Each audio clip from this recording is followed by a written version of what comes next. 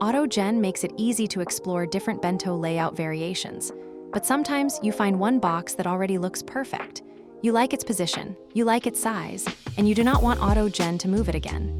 This is where Freeze Box becomes useful. First, generate or randomize your layout as usual. When you find a box that you want to keep, select that box.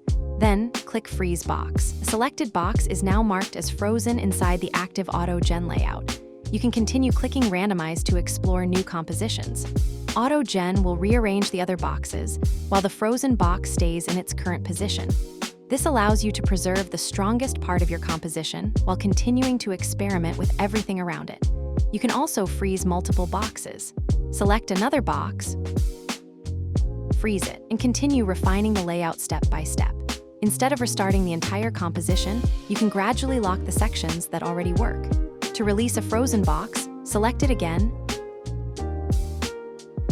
and click Unfreeze Box. The box will return to the AutoGen system and can move again during the next randomization. Freeze Box does not permanently lock the Illustrator object.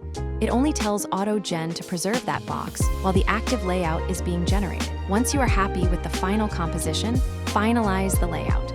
The boxes will be released from the AutoGen system, allowing you to continue editing them freely with other Illustrator tools. Freeze what works, randomize what does not, and build your bento layout without losing the ideas worth keeping.